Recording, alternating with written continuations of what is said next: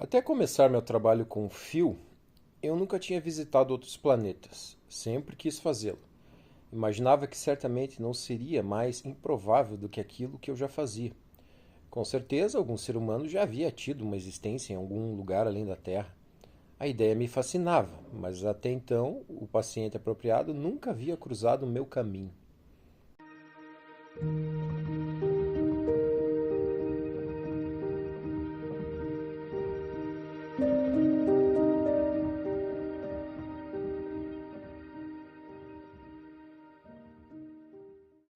Quando iniciei essa jornada totalmente inesperada, estava pré-condicionada, como todos estamos, a pensar que tudo que fosse alienígena seria assustador e mau. Tememos, naturalmente, tudo aquilo que não compreendemos. Fiquei bastante surpreso ao encontrar uma imagem dessas criaturas totalmente diferente daquilo que o cinema, a TV e as histórias de ficção científica nos mostram. Levei algum tempo até superar a lavagem cerebral sofrida durante tantos anos para pensar que em nosso íntimo e nosso lado espiritual não existe diferença, só mal entendidos. Meu trabalho com o fio começou quase por acaso. Marquei uma visita com uma jovem empresária divorciada e dirigi até quase o meu limite, de 80 quilômetros, para realizar uma sessão em sua casa. Ela chegou a marcar 2 vezes sua sessão, mas precisou cancelá-las no último minuto. Cheguei a suspeitar que ainda não estava pronta para a regressão.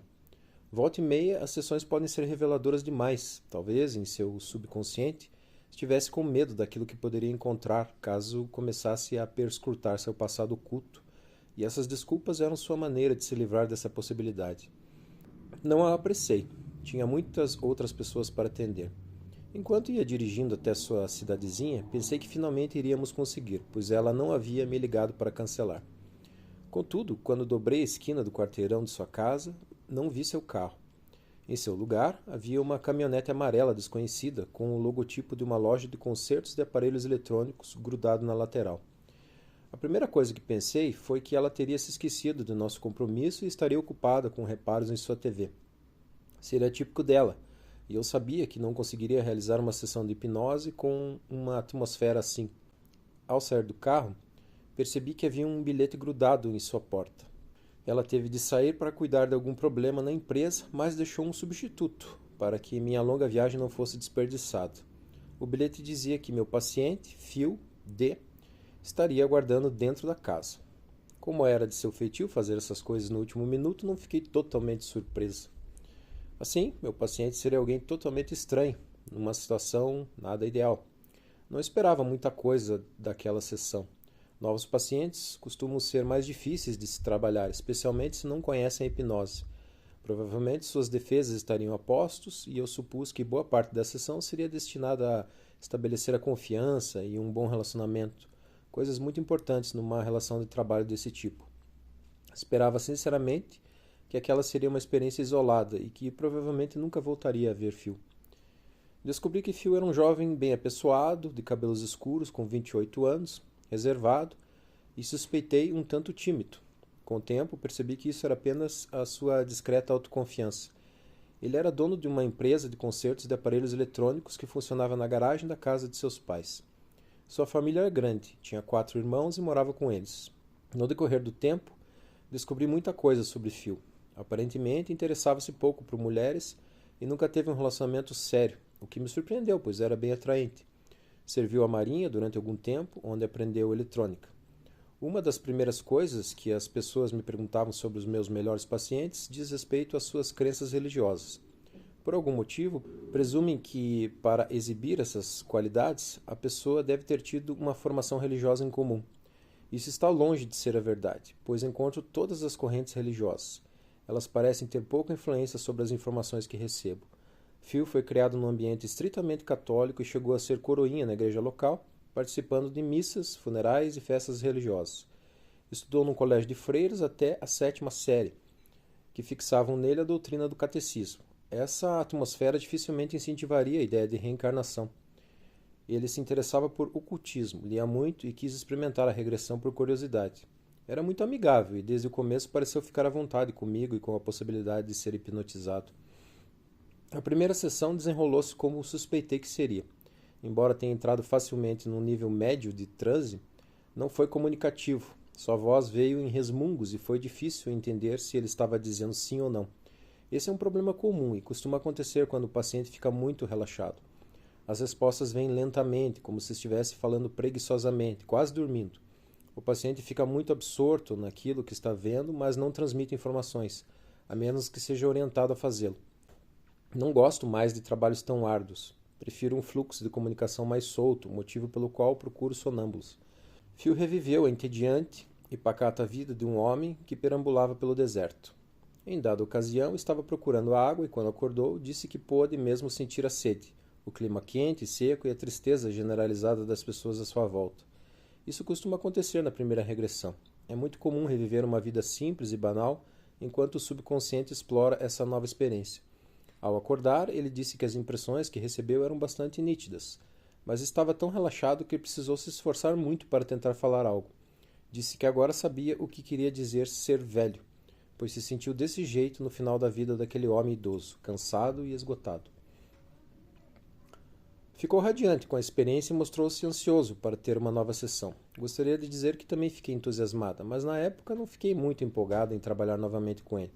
Foi muito difícil obter respostas dele. Preferia trabalhar com pessoas mais espontâneas e tagarelas. E se a pessoa quer fazer esse tipo de trabalho, normalmente concordo em atendê-la. Não gosto de recusar atendimento a ninguém, pois não tenho como saber qual a percepção que o indivíduo pode obter numa sessão. Hesitante, marquei um atendimento para a semana seguinte. Presumi que, após algumas sessões, sua curiosidade seria saciada e eu poderia voltar a procurar pacientes mais produtivos. Minha técnica envolve o uso de vários procedimentos diferentes e vou experimentando diversos deles até o paciente descobrir com qual se sente mais à vontade. Um método envolve o uso de um elevador. Quando o paciente acha que chegou ao andar correto e a porta do elevador se abre, ele sente vontade de sair e explorar aquilo que estiver vendo. Experimentei esse método durante a segunda sessão e acabou sendo o predileto de Phil. Ainda o estamos usando, tornou-se uma ferramenta muito valiosa para entrar em contato com os diversos lugares e níveis que visitamos. Durante a segunda sessão, ele falou um pouco mais. Falou-me sobre uma vida em Munique, na Alemanha, durante a Segunda Guerra. Ele e outras pessoas que eram judeus e trabalhavam no setor civil do governo. Embora suas famílias tivessem sido assassinadas, essas pessoas puderam viver porque possuíam talentos que podiam ser utilizados. Precisavam usar braçadeiras de identificação, o que ele considerava um insulto. Ele era um projetista chamado Karl Brett. Ele e os outros estavam envolvidos num trabalho secreto relacionado com o projeto de bases submarinas. Mas como a informação era reservada, ele hesitou em falar sobre o assunto. Embora esses judeus fossem úteis para a causa alemã, eram humilhados e maltratados por seus superiores. Isso o deixou amargurado. Contou que viu Hitler numa parada, certa vez, e pensou que esse homem era insano. O alter ego de Phil, Karl, morreu quando ele e outro homem estavam num pequeno avião perto da fronteira da França. Estavam se dirigindo ao local da base submarina e foram confundidos com um avião inimigo, sendo abatidos por canhões de defesa. O avião caiu no meio de uma pequena aldeia. Ao despertar, disse-me que essa sessão teve significado para ele. Phil tinha tido um sonho muito nítido e bem semelhante à cena de sua morte. O sonho causou-lhe uma impressão forte e duradoura. Ele achava que fazia parte do exército alemão e que fora abatido num caça que tinha suásticas. Agora, porém, vira que era um avião civil. O que mais o incomodou nesse sonho foi a absoluta apatia das pessoas na cidade onde o avião caiu. Ficaram paradas, vendo-o morrer. Aparentemente as pessoas ficaram contentes pelo fato de que o avião teria sido abatido. Não se mostraram comovidas pelo que estava acontecendo e sequer tentaram ajudar. Durante essa sessão, suas respostas ainda estavam lentas e às vezes eu mal conseguia ouvi-las. Mas isso estava melhorando. Ele estava começando a se sentir à vontade.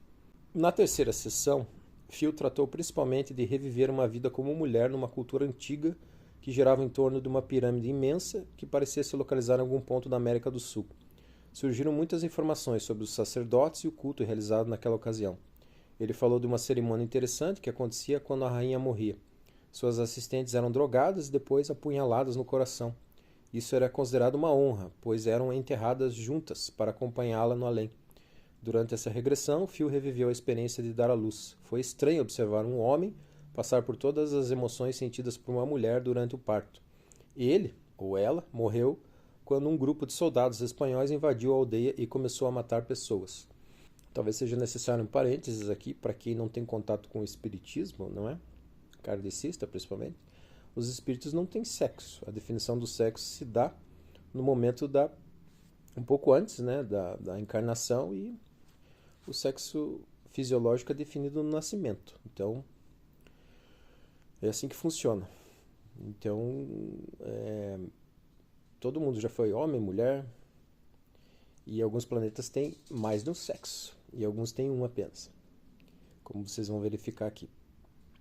Aconteceu algo estranho no começo dessa terceira sessão. Quando as portas do elevador se abriram, ele viu uma silhueta pouco familiar no horizonte. Era um terreno entrecortado e rude contra um céu avermelhado. Ao vê-lo, por algum motivo, ele se sentiu pouco à vontade. A imagem o incomodou e ele se revoltou com ela. Não quis explorá-la e me pediu para voltar ao elevador a fim de ir para outro lugar. Nunca peço a ninguém para fazer algo que não se sinta à vontade, e por isso o deixei ir para onde queria. Foi então que ele se viu em pé na base da pirâmide. Isso faz parte da formação de confiança, quando eu permito que o paciente faça aquilo com que se sinta mais confortável. Isso lhe mostra que está realmente no controle do que acontece durante a regressão. Sinto que se há alguma coisa importante para ver, ele haverá mais cedo ou mais tarde, desde que não seja forçado a fazê-lo. Fiquei curiosa com aquela cena, pois a estranha paisagem não pareceu semelhante a qualquer coisa com que estivesse familiarizado. Quando ele acordou, perguntei-lhe por que não quis explorá-la.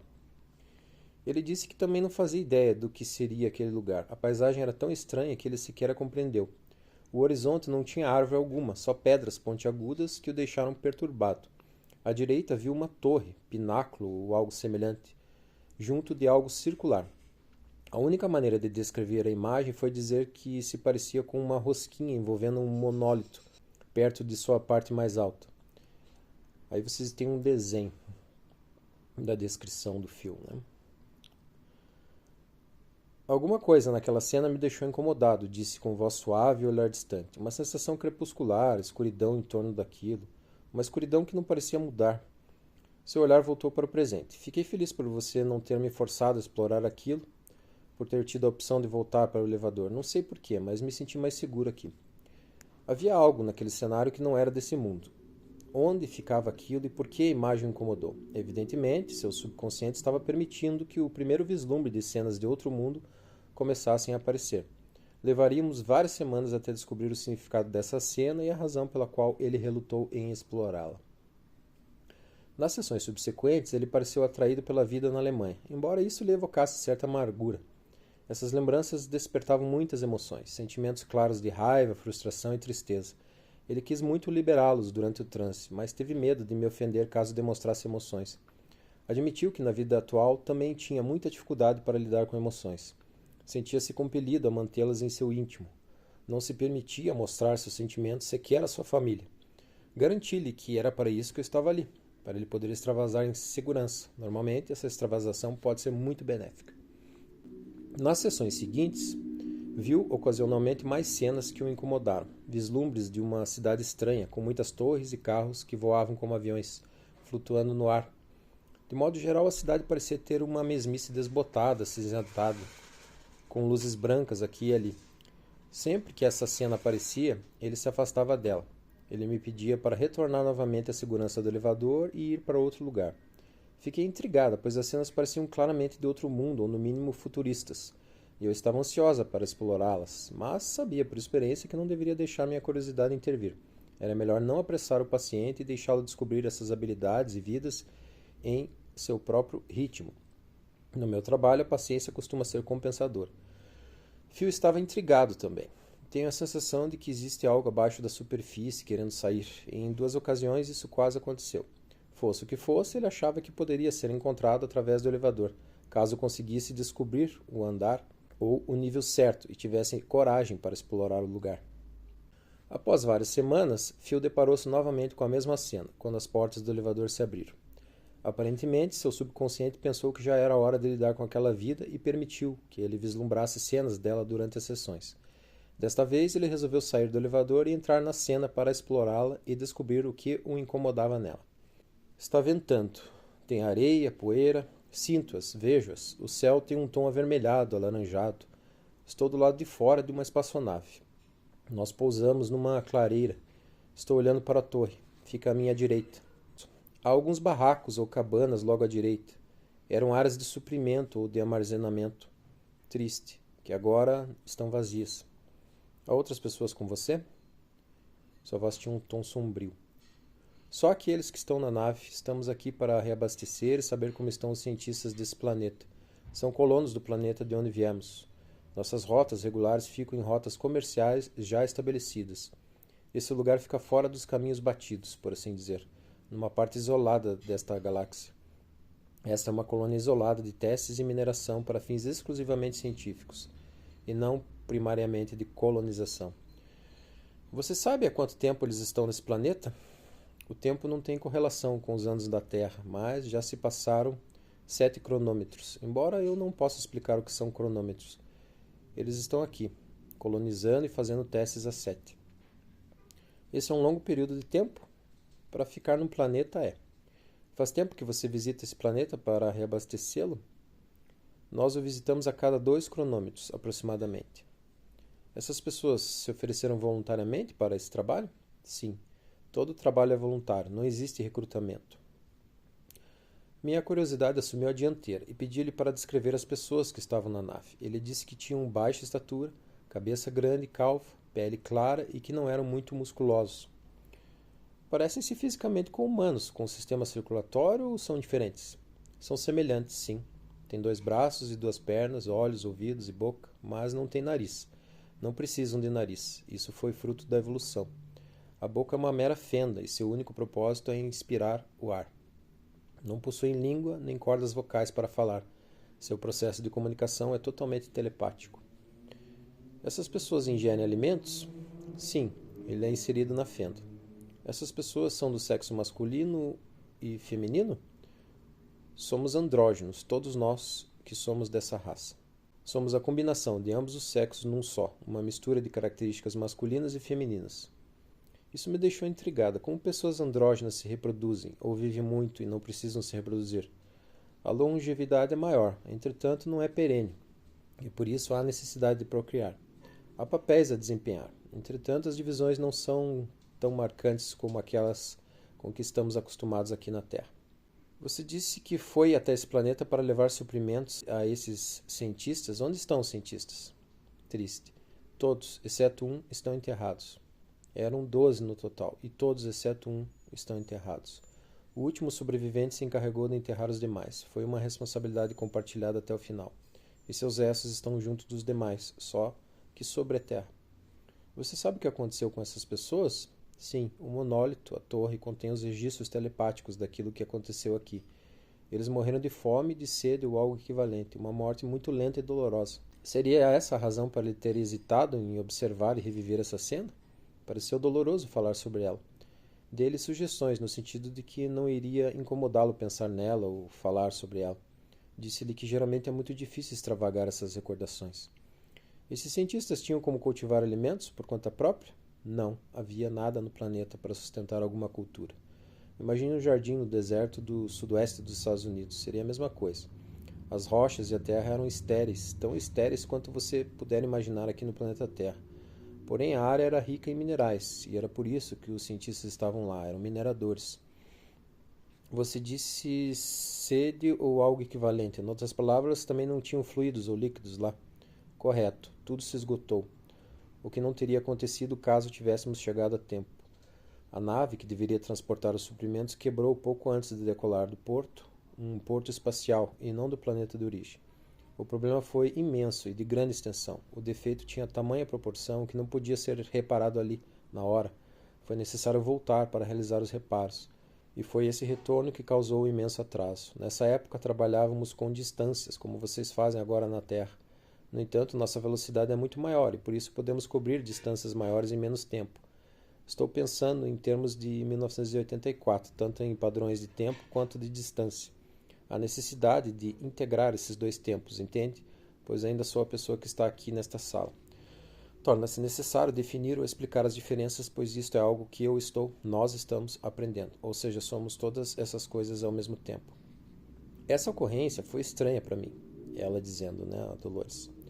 Nunca antes um paciente em regressão fora capaz de comparar o período de tempo que estava observando com a vida atual, a menos que estivesse num transe muito leve. Nesses estados mais leves, eles acham confuso aquilo que estão vendo e volta e meia tentam justificar o que veem ou compará-lo com alguma coisa familiar. Isso não acontece nos estados mais profundos e por isso fui pega de surpresa. Normalmente, quando estão num trânsito tão profundo quanto aquele em que Phil estava, o presente deixa de existir para eles. Eles ficam totalmente imersos naquilo que estão vivenciando. Mas não tardou para eu descobrir que estava lidando com um tipo de energia totalmente diferente de qualquer outro com que tivesse trabalhado antes. Ela continuaria a ficar mais forte a cada sessão. Com o tempo, percebi que essas comparações eram muito úteis. Do contrário, eu poderia ter ficado perdida, sem nada de familiar para me identificar. Eu não tinha levado isso em consideração quando estava ansiosa para explorar vidas no espaço estelar. O fato é que talvez o paciente não pudesse traduzir o que estivesse vendo por falta de referências. Não havia nada que você pudesse fazer a respeito? Não, mas ainda carrego o fardo. Não é um fardo de culpa, é um fardo de tristeza, remorso e tristeza. O que planeja fazer agora? Suspiro. Estamos discutindo se devemos levar os corpos até o nosso planeta de origem ou deixá-los aqui. O consenso foi no sentido de deixá-los, em prol deles, deixá-los jazer aqui, pois achamos que eles teriam desejado isso. Sentimos que teriam dado orgulhosamente suas vidas por essa missão e por isso decidimos permitir que ficasse. E o 12º membro foi enterrado. Os registros e as amostras coletadas até aquele momento, só as coisas importantes, foram reunidos e removidos do planeta. Os sentimentos são compartilhados pelos 7, o que deu origem a um consenso entre nós. Nenhuma colônia deve ser enviada a uma distância tal que permita que isso torne a acontecer. Mas você sabe como são os pioneiros e os exploradores, sempre querem ir mais longe. Não somos nós que mandamos aqueles que desejam explorar para essas distâncias. Os cientistas fazem o que querem e nós os apoiamos plenamente. Mas, como encarregados dos suprimentos, nosso consenso foi de que não deveríamos ir mais longe do que o necessário. Para mim, foi interessante descobrir que, embora essas criaturas parecessem estranhas em comparação com os terráqueos e sem dúvida teriam nos assustado caso topássemos com uma delas, possuem emoções muito humanas e características admiráveis, com as quais podemos nos identificar prontamente. Não sei o que eu estava esperando. Em virtude de nosso condicionamento, creio que não imaginava que fossem tão humanas. Muitos relatos parecem mostrar que essas criaturas são desprovidas de emoções, e essa ideia faz com que pareçam ainda mais estranhas para nós.